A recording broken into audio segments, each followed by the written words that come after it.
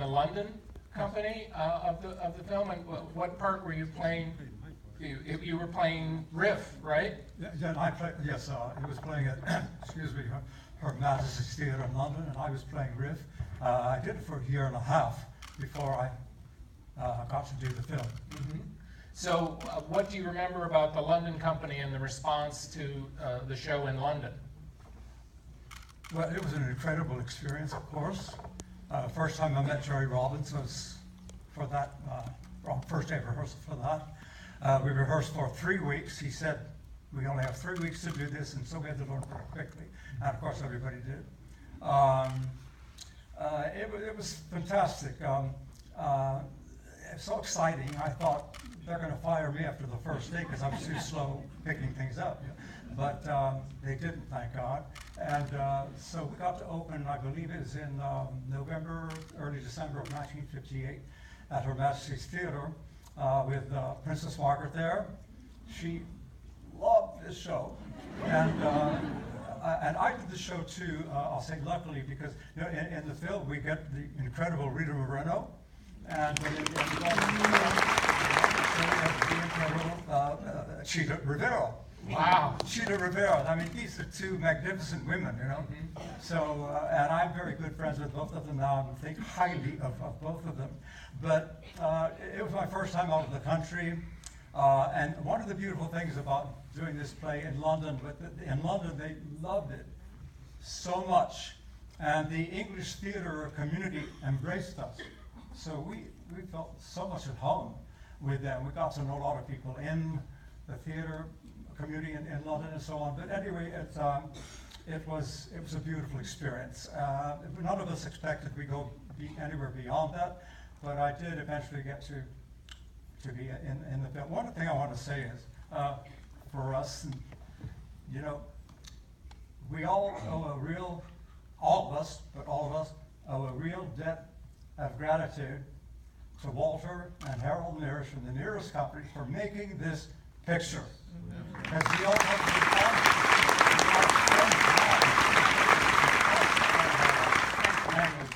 Thank you, Walter. Anyway, did I dig up too soon? No, that's fine. I wondered what kind of, you had made some films as a dancer. You were dancing with Marilyn Monroe, no less.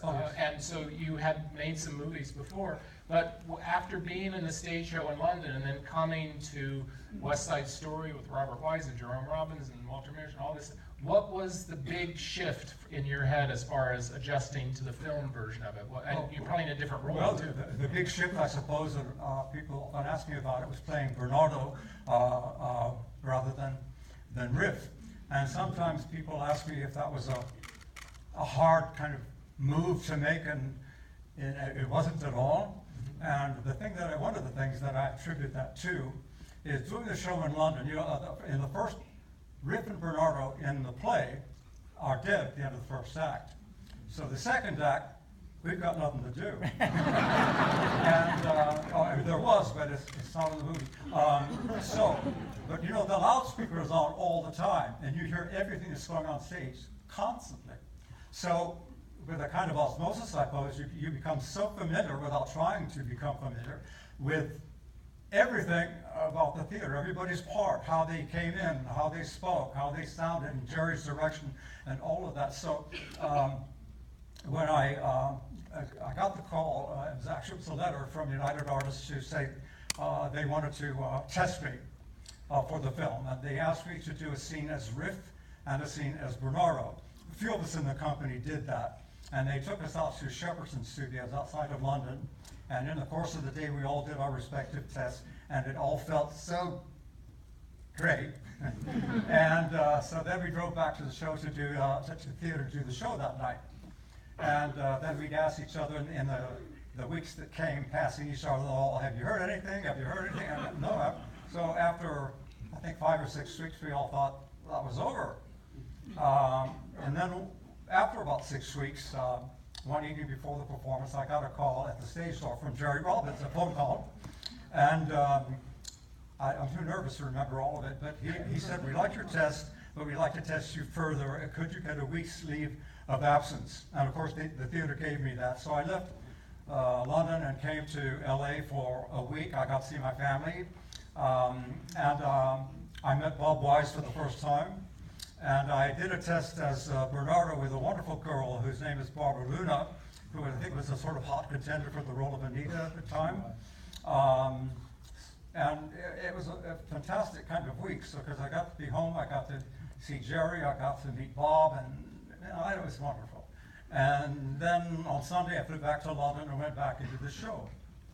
That felt great. It just felt great to be in the theater again, you know. Mm-hmm. And then those weeks started to go by. And I think after about 10 weeks, I got a read. Bob Wise is such a lovely man. Mm-hmm. He does things he doesn't have to do. But I got a letter one day from him, a lovely letter saying, we're sorry we haven't let you know anything. He didn't have to do that, but he was kind enough to do it. He said, but we haven't cast our Maria. And until we cast our Maria, we don't be sure we could cast Bernardo. Right. But as it happened, I don't remember how, but they did cast me for the film before they cast Maria. I suppose just however things went. That was the very last role we cast.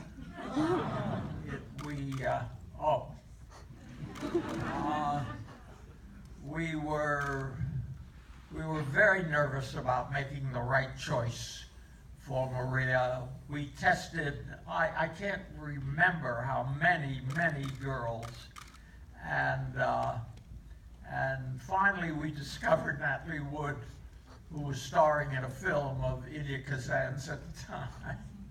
In any event, we finally decided that that was the best way for us to go, and Maria completed our ensemble. Fantastic. Okay. So then, let's see. So